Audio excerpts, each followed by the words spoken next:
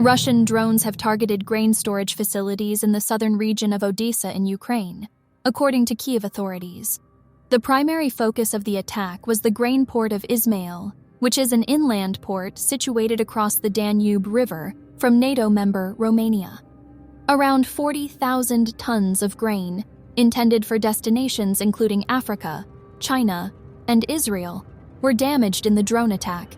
The attack led to fires at the port and damaged the region's industrial infrastructure, including a grain elevator. Ukrainian President Volodymyr Zelensky has condemned the assault, accusing Russia of attacking global food security. The recent attacks, which have damaged 26 port facilities, 5 civilian vessels, and 180,000 tons of grain over 9 days, come in the wake of Russia's withdrawal from the Black Sea grain deal. While the Kremlin maintains that the attacks are retaliatory actions in response to a Ukrainian assault on a bridge to Crimea, Kyiv officials view them as an indication of Russia's intention to establish a blockade in the Black Sea. The United Nations has cautioned that the termination of the Black Sea grain deal by Moscow could lead to a potential food crisis in some of the world's poorest countries. Romanian President Klaus Iohannis has also criticized Russia's repeated attacks on Ukraine's Danube infrastructure near Romania as unacceptable war crimes. Andrei Yusov, a spokesperson for the main intelligence directorate of Ukraine's defense ministry, GUR, has stated that there are numerous conflicts brewing within Russia's elites, including those within President Vladimir Putin's inner circle. Yusov suggests that these conflicts are likely to escalate in the future. The situation with Yevgeny Prigozhin, the leader of the Wagner Group, is just the tip of the iceberg, according to Yusov. He suggests there are many more internal dynamics at play that are currently not visible to the public. When asked about the potential for another mutiny, Yusov hinted that intelligence has some ideas about who might lead such an effort, but declined to provide specific names to avoid jeopardizing their plans. Yusov concluded by saying that in the context of a declining empire, many individuals are eager to secure their futures in a post-Putin Russia or whatever remains of it. This comment suggests that there are elements within the Russian establishment who are already considering the implications and opportunities of a Russia without Putin at the helm. The General Staff of Ukraine has reported that the Russian Federation has used Iranian-made Shahed-type one-way attack unmanned aerial vehicles, UAVs, to strike Ukraine. Over the past 24 hours, Russia has reportedly launched 75 airstrikes, a missile attack, and 68 attacks using multiple launch rocket systems, MLRS, on Ukrainian military positions and populated areas. As a result, there have been civilian casualties, though the exact number is not specified. According to the report, over 40 combat clashes occurred in the past day. In the Bakhmut direction, Russian troops attempted unsuccessful offensives north and west of Klishchiivka, Donetsk region. Ukrainian defenders were successful in repelling Russian attacks in the Avdiivka direction, despite heavy fire from enemy aircraft and artillery. In Marinka, Ukrainian forces continued to resist the advance of Russian troops. On the Shakhtarsk axis, Russian forces carried out airstrikes in the Blahodatna and Staromayorsk districts, Donetsk region, and made unsuccessful attempts to regain their lost position east of Staromayorsk. In the Zaporizhia direction, their main efforts are aimed at preventing the further advance of Ukrainian troops. Meanwhile, the Ukrainian defense forces are continuing their offensive operation in the Melitopol and Berdyansk directions, consolidating regained positions and engaging in counter-battery fire. Over the past 24 hours, Ukraine's Air Force has carried out 8 strikes on Russian personnel and equipment clusters, one on a command post, and another targeting their anti-aircraft missile complex. Additionally, missile and artillery forces have hit multiple enemy artillery systems, electronic warfare systems, command and control points, clusters of military equipment and personnel, an ammunition depot, and 2 other important enemy facilities. Andriy Yermak, the head of President Volodymyr Zelensky's office, has outlined Ukraine's strategy for the implementation of the Ukrainian peace formula, which consists of 3 levels. The first level involves meetings with ambassadors accredited to Ukraine, with the aim of carrying out a detailed consideration of each point of the peace formula.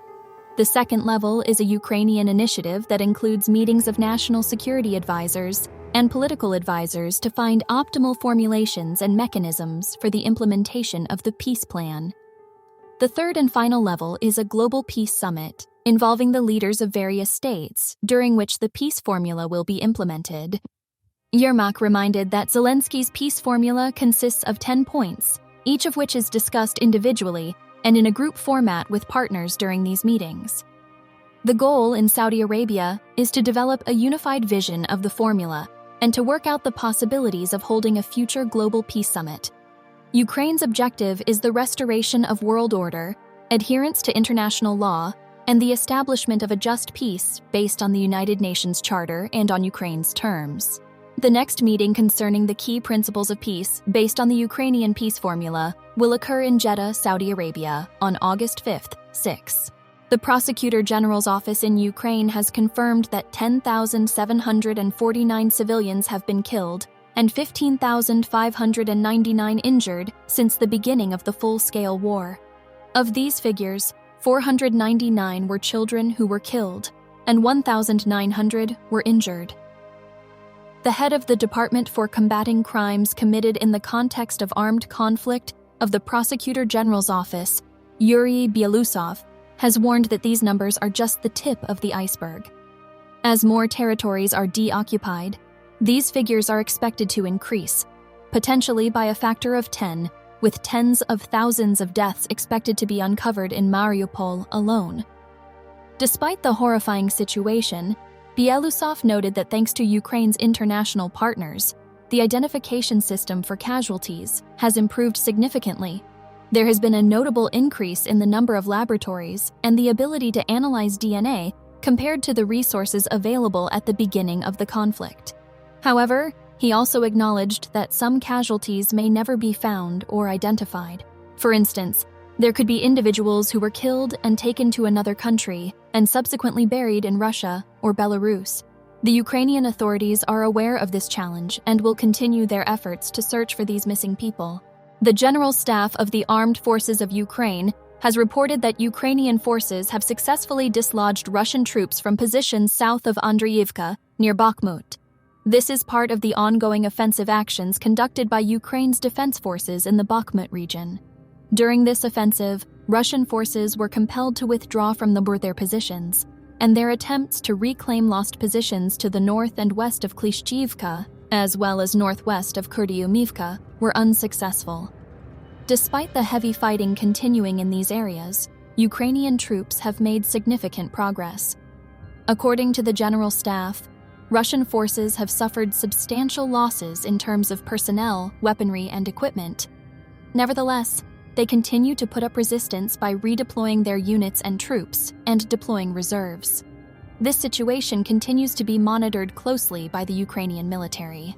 The governor of Russia's Belgorod Oblast, Vyacheslav Gladkov, has announced that the Russian government is supplying local self-defense groups with vehicles, quadcopters, and anti-drone guns. This move appears to be part of an effort to fortify the region which borders Ukraine. The provision of equipment is not limited to these items, with the most prepared fighters also receiving weapons. The use of these weapons will be coordinated between the commanders of the regiments and battalions in collaboration with the Russian Defense Ministry, the Russian Guard, and the Federal Security Service, FSB. This development underlines the continuing tension in the region and highlights Russia's ongoing actions to bolster its military presence and capabilities along its border with Ukraine. According to Petro Andriushchenko, advisor to the mayor of Mariupol, a mass poisoning incident took place at a Russian military base in Mariupol during an event celebrating Russia's Navy Day. He reported on Telegram that 2 Russian officers died, and another 17 soldiers were hospitalized in serious condition. The incident was allegedly carried out by the Y group of Mariupol's resistance movement. Andriushchenko added that the Russian forces suspect that cyanide and pesticides were used in the food, but this has not been independently confirmed. This incident marks a continuation of resistance efforts in the area, including a recent successful sabotage operation by Ukrainian partisans that resulted in the destruction of several Russian military vehicles. However, please note that such reports should be approached with caution until they have been verified by multiple independent sources. According to the Belarusian monitoring group Hajun, 2 helicopters from the Belarusian Air Force were observed crossing the border with Poland on August 2nd at 10:30 a.m. Minsk time. However, they believe that this might have been an accidental incursion rather than a purposeful act. Meanwhile, Poland's defense ministry mentioned that the Belarusian helicopters crossed the Polish border at a very low altitude, making them challenging to detect. Despite this, the Polish Operational Command denied any violations of its airspace.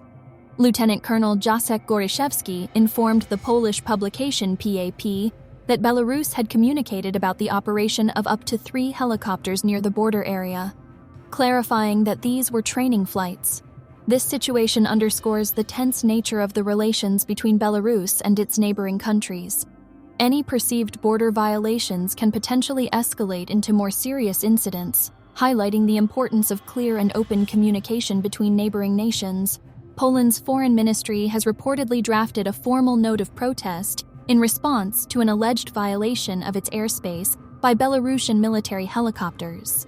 Deputy Foreign Minister Paweł Jablonski has expressed his strong objection to both the airspace violation and Belarus's escalation against Ukraine. He claimed that Belarus has been involved in the Ukrainian conflict from the start. In response to the incident, Poland has reportedly notified its allies about the violation of its borders. The situation is being closely monitored by NATO, with sources from NATO headquarters in Brussels acknowledging the situation. A NATO official, speaking anonymously, said that the organization is in close contact with Polish authorities about the matter and will continue doing what is necessary to ensure the security of all alliance territory.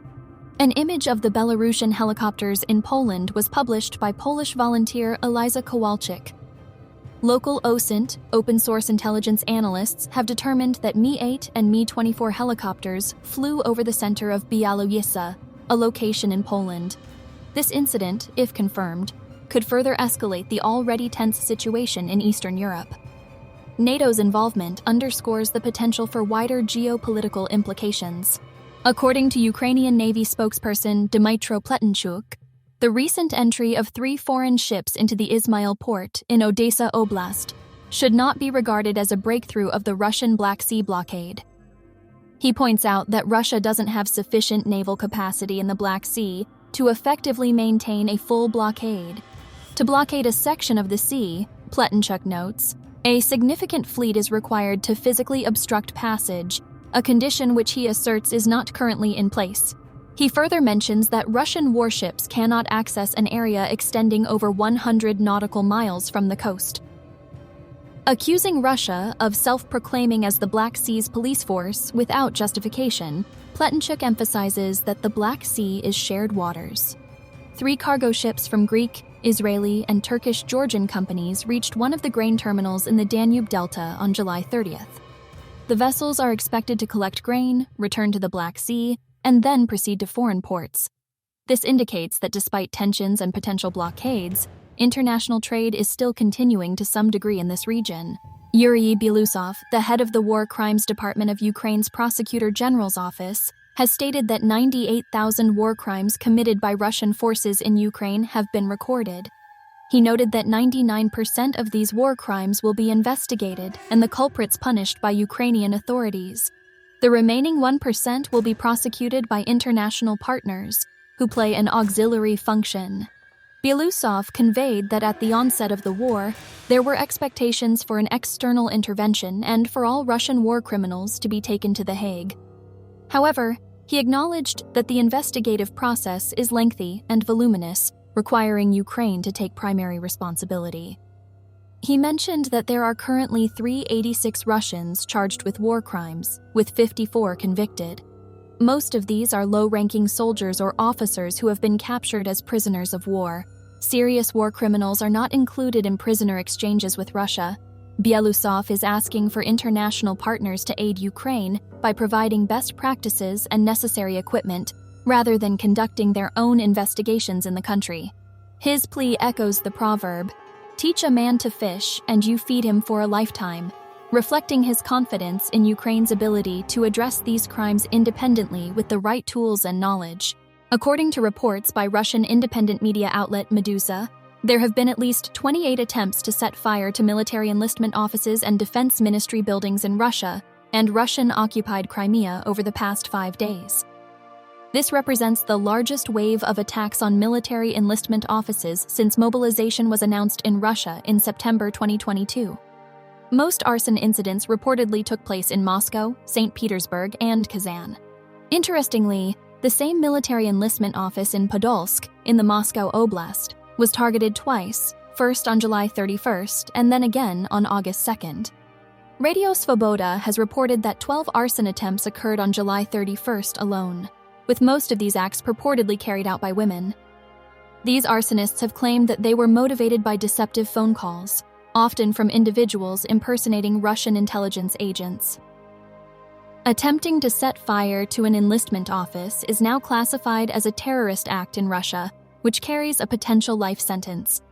This surge in attacks follows the decision by Russia's lower parliamentary house, the State Duma, to raise the upper age limit for conscription from 27 to 30, made on July 25th.